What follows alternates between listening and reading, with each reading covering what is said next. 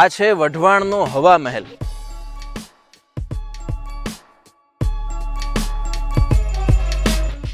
કે જે વઢવાણના રાજા દાજીરાજ બાપુનું અધૂરું સ્વપ્ન છે। તેમને આ હવા મહેલ બનાવવાનું નક્કી કર્યું હતું, પરંતુ તે પૂરેપૂરો બની નથી શક્યો, તે અધૂરો રહી ગયો છે। તો ચાલો તમને આ હવા મહેલની બધી માહિતી આજના વિડીયોમાં આપું। નયન રૂપે નકશી તણા ઈ ખડખડ હસે ખંડેર, એની કોણ લે સંભાળ, જેનો દેવ થયો દરબાર। વઢવાણના 11મા રાજવી દાજીરાજ બાપુ છે, પોતે છે તે રાજકોટની રાજકુમાર કોલેજના પ્રથમ બેચના સ્ટુડન્ટ પણ હતા। તેઓએ લંડનનો પ્રવાસ પણ કર્યો હતો। દરમિયાન તેઓ રાણી વિક્ટોરિયાને પણ મળ્યા હતા અને તેમને રાણી વિક્ટોરિયાને વઢવાણ આવવાનું આમંત્રણ આપ્યું હતું અને એમના માટે ખાસ આ જે હવા મહેલ છે તેનું બનાવવાનું, તેમને નિર્માણ કરવાનું નક્કી કર્યું। ત્યારબાદ અનેક કડિયાઓ અને સલાટો અહીંયા આવી ગયા। ખાસ કરી જામનગરનું જે લાખોટા પેલેસ છે, સાથે સાથે જયપુરનું જે લેક પેલેસ છે, એવું જ નમૂના રૂપ સ્થાપત્ય અહીંયા તેમને ઊભું કરવું હતું।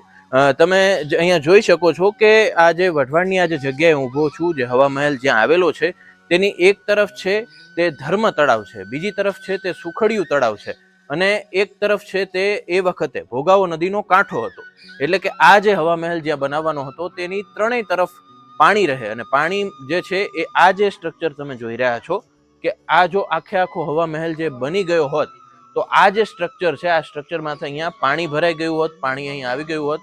પરંતુ જે દાજીરાજ બાપુ છે તેમનું અકાળે અવસાન થાય છે અને ત્યારબાદ અમુક સંજોગોના કારણે આ જે સ્ટ્રક્ચર છે તે આટલું જ બની પછી ત્યારબાદ એનું કામ જે છે એ અટકી ગયું હતું। પરંતુ સ્થાપત્ય કલાની દ્રષ્ટિએ કોતરણી કામ બધું જ અદ્ભુત છે અને આપણે ત્યાં એવું કહેવાય છે કે આદરા અધૂરા રહે હરી કરે સો હોય।